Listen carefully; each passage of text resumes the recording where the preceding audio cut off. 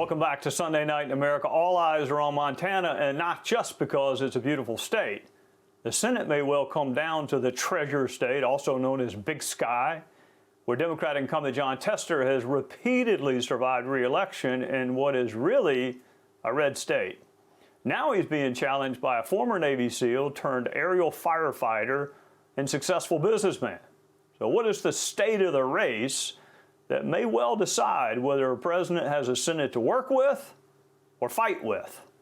Winning the White House is better than losing the White House, but if you don't have the House and especially the Senate, life is challenging for any president. So what's the latest in what is seen as a real pickup opportunity in Montana? The leading Republican candidate, Tim Sheehy, joins us now. Welcome to you. Thank you for your service to our country. You live in Montana. I bet you have a great truck. I bet you have gorgeous views. So are you sure you want to go to Washington, D.C.? Well, don't try to talk me out of it, Trey. But the bottom line is we're facing so many threats as a nation, and we need a new generation of leaders to fix them. Open border, record inflation. We've got serious national security challenges all over the world. It's time for a new generation of conservative leaders to bring some common sense back to Washington, D.C. That's why we're doing this. TimForMT.com. All right. Will there be a GOP primary? And I ask for this reason. Matt Rosendale ran and lost before. In fact, it wasn't that close. Tester got over 50% of the vote shortly after Donald Trump overwhelmingly carried the state. Congressman Rosendale failed to take out Jon Tester, but he did manage to take out one of his own fellow Republicans in Kevin McCarthy. So is he going to run?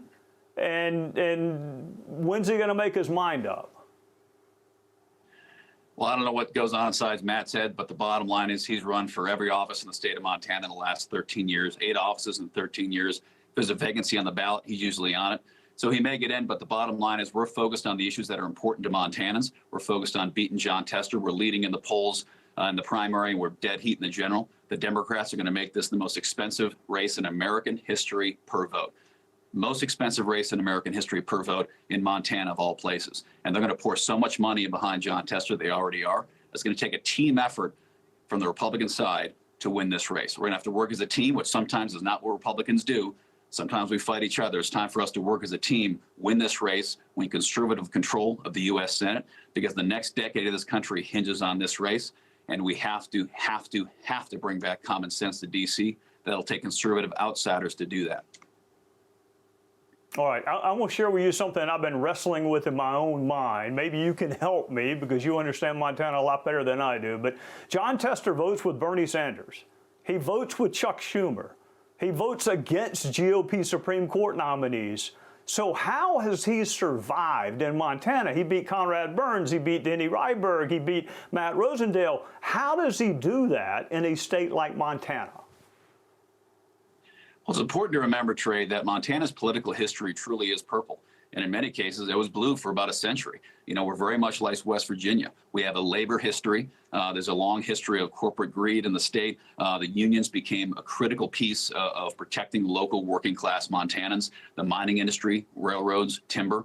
And therefore, for most of the 20th century, Montana had a very strong Democratic stronghold here because of the labor unions. But as we know, in the last 20 years, the Democrats have abandoned the white working class blue collar voters that made up the core of their base.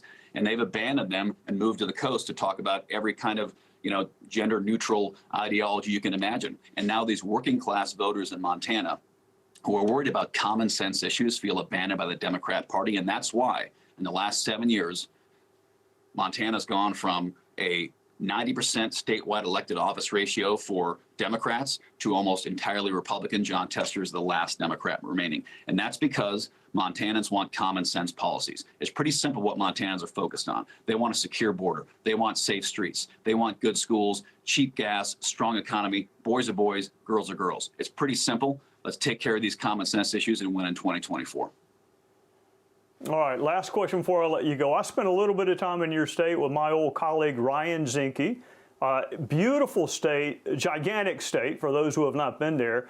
Give me an issue that's unique to Montana that maybe people in South Carolina or Michigan or Texas don't have that same issue. Well, Ryan and I go back a long way. He actually pinned my Purple Heart on me back when I was wounded. Obviously, Ryan was a Navy SEAL, as was I. So our relationship goes back a ways. But you know, probably the top issue in Montana that most other states don't work too much with is public lands. Access to public lands in Montana is paramount to all of our citizens here. It's literally embedded in our way of life, whether you're a rancher who grazes on a BLM lease, whether you're a hunter who hunts on Forest Service land, or whether you're a guide who uses all of our public lands to make a living. Access to public lands is incredibly important to Montanans, and we're always going to protect that. Tim Fahey trying to go where a few others have been able to go in the past, which is to defeat incumbent Democrat Senator Jon Tester. We will be watching this race. Thank you again for your service to our country. Happy holidays, you and your family. Merry Christmas, Trey.